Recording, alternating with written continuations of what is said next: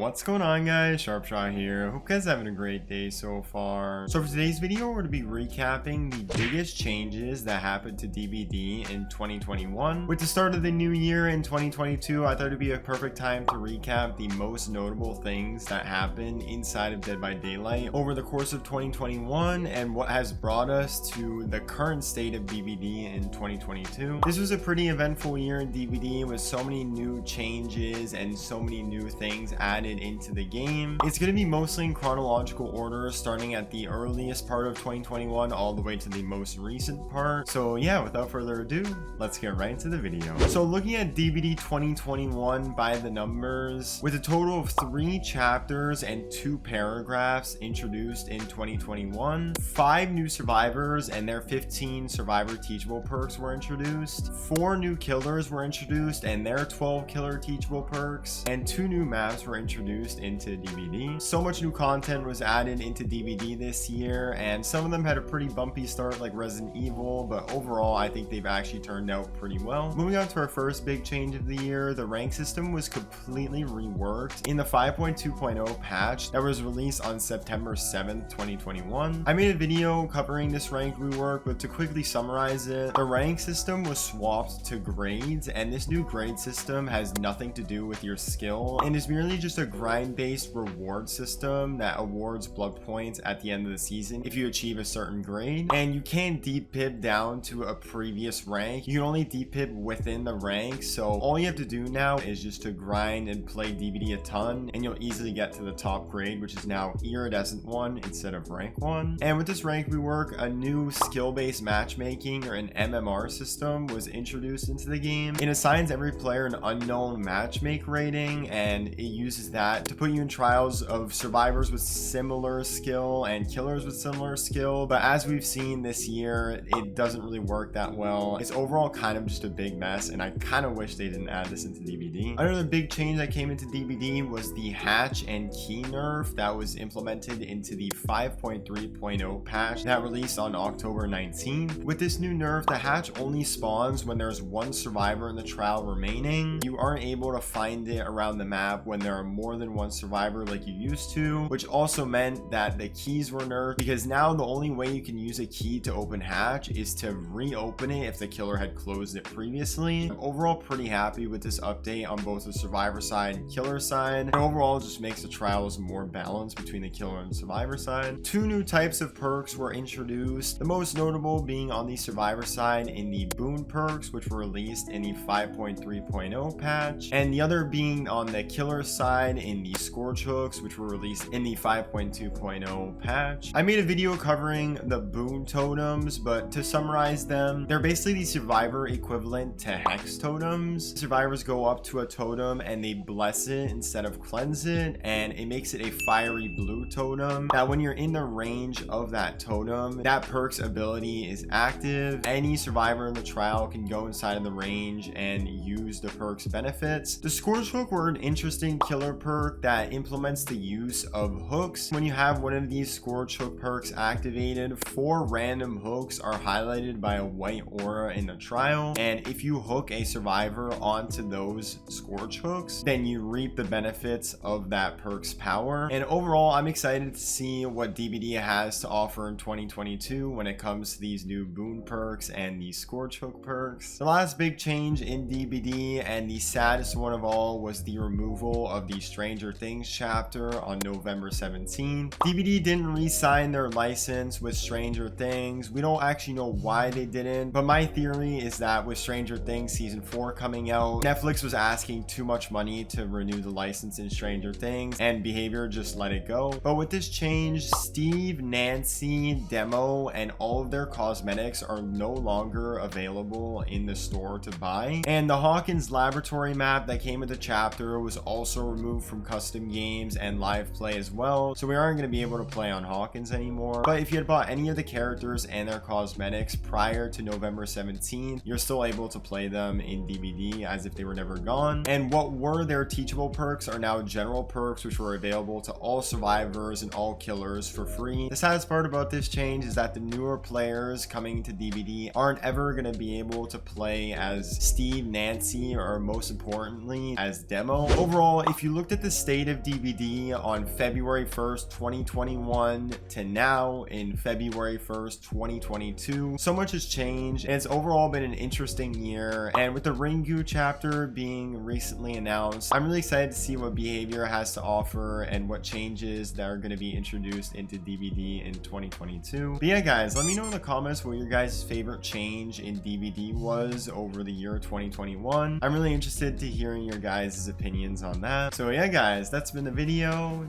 Thank you guys so much for watching. Leave a like and subscribe if you're new. This has been Sharpshot, and I will see you guys in the next video.